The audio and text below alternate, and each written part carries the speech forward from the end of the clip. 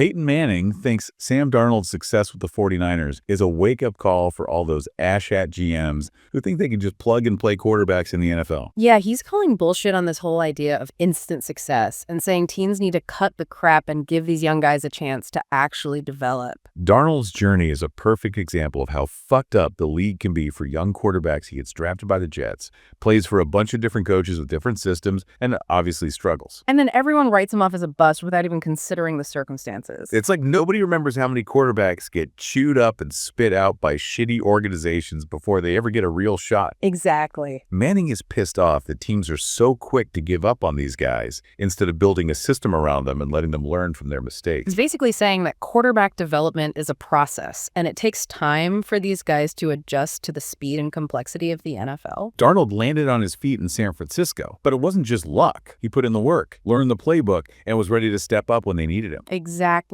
Manning emphasizes that Darnold didn't just sit around and bitch and moan about his situation. He kept grinding, kept learning, and stayed prepared. Manning thinks that's a huge part of why Darnold is playing well. Now, he didn't let the bullshit get to him, and he stayed focused on improving his game. He also had a good support system in San Francisco with a coach who believed in him and a system that played to his strengths. That's something a lot of young quarterbacks don't get. Right. And let's not forget the 49ers defense is a beast. Those guys are all over the field, creating turnovers and giving their offense great field position. That definitely helps, but you still have to give Darnold credit for making the plays when it matters. He stepped up in some big moments this season. Speaking of making plays, the Rams with Stafford and McVay are a well-oiled machine. They've been together so long they practically read each other's minds. It's like they're playing chess while everyone else is playing checkers. They're always a step ahead, and they always seem to know what the defense is going to do. Manning gives them a ton of credit for staying focused. Even when things weren't going their way earlier this season, it would have been easy for them to fold and give up on the season, but they didn't. They battled through some adversity, and now they're back in the playoffs looking like a Super Bowl contender. That's a testament to their resilience and their belief in each other. Their play caller is a genius, too. He's always coming up with new ways to attack defenses, and he's got the perfect quarterback to execute his vision. He's like a mad scientist out there experimenting with different formations and concepts. It's no wonder they're one of the most explosive offenses in the league. For sure. Manning also mentioned the Vikings and their play caller, saying they run a similar system, but with their own unique twists. Yeah, they're both creative offensive minds who aren't afraid to think outside the box. They're always looking for ways to keep defenses guessing. Manning faced the Vikings earlier this season, and he was impressed with their defense. He said they do a lot of things to confuse the quarterback and make it hard to read what they're doing. Their disguises are top-notch. You never know if they're coming after you or dropping back into coverage. It's a nightmare for quarterbacks. Manning loves the Lions offense and thinks Jared Goff has found a perfect home in Detroit. Their offensive coordinator is a perfect match for Goff. He's designing plays that highlight Goff's strengths and put him in a position to succeed. That's what it's all about, finding the right system for your quarterback and giving them the tools to succeed. You can't just throw them out there with a bunch of random asshats and expect them to figure it out on their own. It's like giving a chef a bunch of rotten ingredients and telling him to make a 5-star meal. Yeah. You need the right pieces in place if you want to see results. Manning also had some interesting things to say about the Commanders and their young quarterback, Jaden Daniels. He thinks Daniels is a talented player who has found a good fit with his coach and offensive system. It seems like they're on the same page, and they understand each other's thinking. That's crucial for success, especially for a young quarterback trying to establish himself in the league. Manning pointed out how quickly Daniels picked things up and said it's a sign that he's a smart player who is eager to learn. He's not just running around like a chicken with his head cut off. He's making quick decisions, getting the ball out on time, and making plays. Manning thinks the Commanders were smart to draft Daniels, and they seem to have a plan for him, which is more than you can say for some of these other teams. It's refreshing to see a team that actually has a vision for their quarterback instead of just throwing them to the wolves and hoping for the best. Manning was especially impressed with Daniels' composure under pressure. He said he doesn't seem to get rattled even when things are going wrong. That's a rare quality for a young quarterback, to have a lot of guys fold under pressure. But Daniels seems to thrive in those situations. It's a great sign for his future. Yeah, I agree. Manning believes playing experience is crucial for quarterbacks, and he brought up Bo Nix as an example. He said Nix played played a ton of games in college, and that experience is helping him now in the NFL. All those reps in different systems have prepared Nick for the challenges of playing quarterback at the professional level. He's seen it all, and he's ready for anything. Manning is a firm believer in stability for young quarterbacks. He thinks constantly changing systems can really screw up a quarterback's development. He's right. It's like trying to learn a new language every year. You're never going to become fluent if you keep switching back and forth. He's particularly pissed off that some quarterbacks are already on their third play caller in just a couple of seasons. He called it bullshit and said teams need to be more mindful of how these changes affect their young quarterbacks. It's a recipe for disaster. You're basically setting these guys up to fail by constantly changing the rules of the game. Yeah. How are they supposed to learn and develop if they're always having to adjust to a new system? He specifically mentioned Bryce Young and C.J. Stroud as examples of young quarterbacks who haven't had a chance to settle in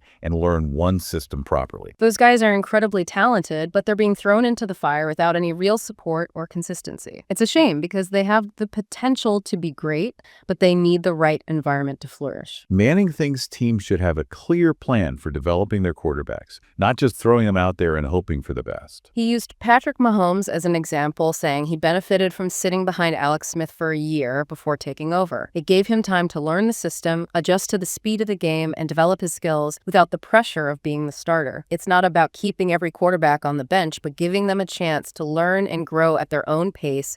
Throwing them to the wolves right away can shatter their confidence and ruin their development. Manning brought up his brother Eli as another example. He said Eli learned a ton in those 6 games he played as a rookie compared to the 10 games he sat. Getting real game experience is invaluable, but it needs to be within a stable system. Otherwise, it's just chaos and confusion. He also praised the Packers for how they developed Jordan Love behind Aaron Rodgers. They've created a stable environment where Love could learn and grow even without playing much. It's about creating a culture of patience and development instead of this win now at all costs mentality that's so prevalent in the NFL. Manning hammered home that it all comes down to coaching surrounding the quarterback with the right people and giving them the opportunity to learn and develop without constantly being second-guessed or undermined. Talent is only part of the equation. You need the right coaching staff, the right offensive scheme, and the right support system to help these young quarterbacks reach their full potential. Manning also went off on another rant about teams not having a plan for replacing their offensive coordinator if he leaves for a head coaching job. He thinks teams should have someone ready to step in who already knows the system. It's common sense. You don't want your quarterback to have to learn a new offense every time some asshat coordinator gets a promotion. It disrupts the flow and hinders development. He even suggested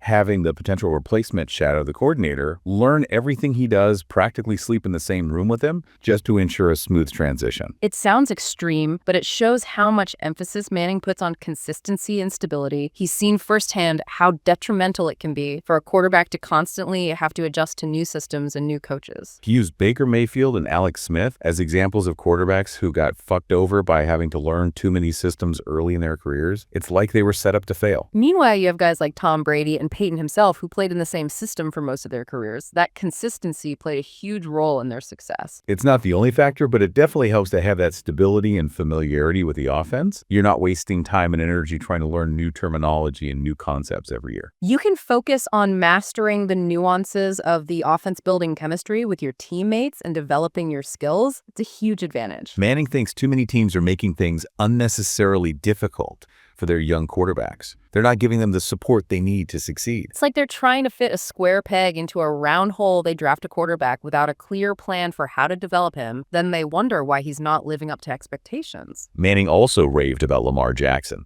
and how he's gotten even better this year.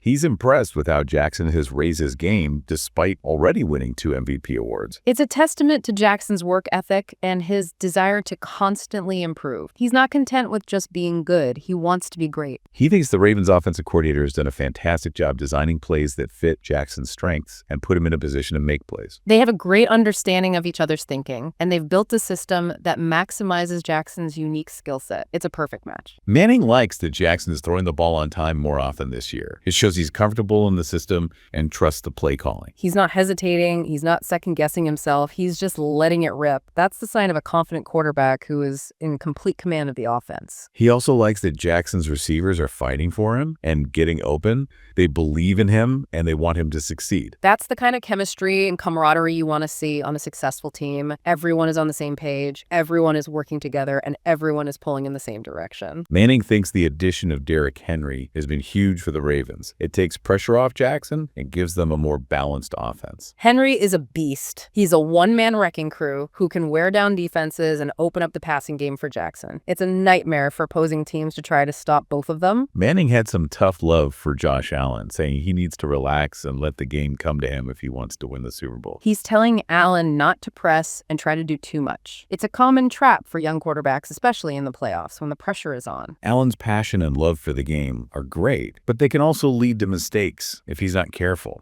Sometimes he tries to force things that aren't there. Manning knows from experience that you can't win a Super Bowl by yourself. You need to trust your teammates, let the game come to you, and make smart decisions. Manning thinks the Bills will have a tough matchup against the Broncos in the playoffs. The Broncos have nothing to lose, and they're going to play loose and free. It's a classic underdog story. The Broncos are nobody's pick to win, but they have a talented roster, and they're playing with a chip on their shoulder. They could definitely pull off an upset. Manning warned Allen not to force throws into coverage just because he wants to win so badly. That's how you make mistakes and turn the ball over. He's reminding Allen that turnovers can be killers in the playoffs, especially against a team like the Broncos that thrives on creating turnovers and capitalizing on mistakes. He believes Allen is capable of winning the Super Bowl, but he needs to play smart, avoid self-inflicted wounds, and trust his teammates to make plays. It's a delicate balance between being aggressive and being reckless. Allen needs to find that sweet spot if he wants to lead the Bills to the promised land. Manning admitted he wishes he had played with a little more joy and freedom. Like Josh Allen, he was maybe too serious and focused on all the details when he played. It's a fascinating insight into Manning's mindset. He was so driven to be the best that he sometimes forgot to enjoy the moment. It's a reminder that even the greatest players have their regrets. He loves Allen's smile and enthusiasm. It's infectious and makes the game more fun to watch. It's a reminder that football is a game and it's supposed to be fun. Allen's energy and passion are a breath of fresh air in a league that can sometimes take itself too seriously. Watching Stafford this year reminded Manning how much work it took to play quarterback in his system. All those pre-snap adjustments and reads, especially against defenses like the Ravens and Rex Ryan's Jets. It was mentally exhausting. But Manning thrived on that responsibility. He wanted to be in control and make sure the offense was in the right position to succeed. It's true. That level of mental focus might have prevented him from smiling as much as Allen, but it also made him one of the greatest quarterbacks of all time. It's a trade-off. Some quarterbacks are more naturally gifted while others have to work harder to achieve greatness.